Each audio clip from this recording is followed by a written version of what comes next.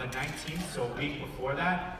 And just so you guys know, if you show up and you come to the baptism class, that does not mean you have to get baptized, all right? We want to celebrate with you on this huge occasion, so we would love for you guys to get baptized, honestly.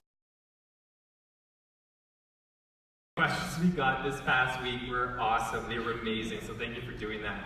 And like Andy said, we are continuing on with baggage next week. If you have more questions, you can text. And these questions that we're going to be going through, a lot of them had very similar themes. And I was actually making it an idol in my life. Essentially, I was making this idea of a spouse or being married way more of a priority than God in my relationship with Him. It consumed me, honestly. If my friends ask me out, marriage, trust me, you could be with someone, having lots of sex, and still feel very alone and isolated. God is trying to show me, David, marriage doesn't solve that ache that you have in your heart. Now, if you find yourself in this position, I want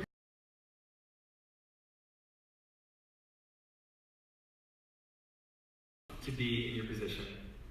And even for some of your friends that are single, they probably are really missing you right now and would love to hear from you. And since your life may be busy, and you're like, I don't know how to balance out dating, scheduling, school, or work, whatever it might be. I don't want to do that. Like, tell them, like, hey, I'm very happy for you, and then put on a fake smile. They may know you're fake, but listen, if you're faking this, you might actually start embracing it. It may never know. Catch-22. You may not like saying doesn't take your walk of faith with Christ seriously, because it will add future problems to your marriage. For instance, let's say you have kids in the future, and your spouse is like, meh, I like going to church, but meh. Some point will come up of how you're going to raise your kids. A very specific list. This is a bad idea, and hear me out on this, okay? You're setting yourself up to look for somebody that doesn't really exist. Now you can go down this road of creating this ideal person of what to ask a guy out, or should the guy step out and lead the way?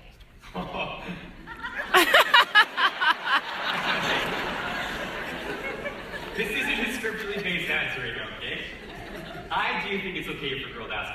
So tonight David talked about being single, and I thought that was awesome because I feel like we don't talk about it, and singleness isn't such a bad thing. It's actually a great time in our lives to do anything that we want, so be single. Be single, don't rush out of it. That was such a great message. It was so funny. Shout out to David, amazing message. My favorite part had to be the part about standards. I think so many times we have a false sense of our standards and what attractiveness, and so many times we have a false sense of what that looks like. So I love that, David, you debunked it. You gave us what a Christian should look for. So shout out to David. My biggest takeaway from the sermon tonight was that sometimes there can be deeper heart issues when it comes to being in relationships, and just embrace being single. It's a beautiful place. David talked about standards tonight. It was cool. I loved how open he was about everything. Everything that he shared is all personal. It was really cool. But he talked about these standards and how, as Christians, we have to keep a high standard of faith. We got to look for the faith in the other person, and I love that. Thanks. My favorite part about tonight's sermon was just David's relatability. I mean, it was so cool to see that he struggled with these same issues, and he's not this holier-than-thou person that has no problems. Yeah, he did an awesome job, and it was so good to hear from his heart that, he struggled with the whole fact of dating here within the project. So It's a minefield. it is a minefield. I thought it was hilarious. It is a so good. minefield. It's awesome.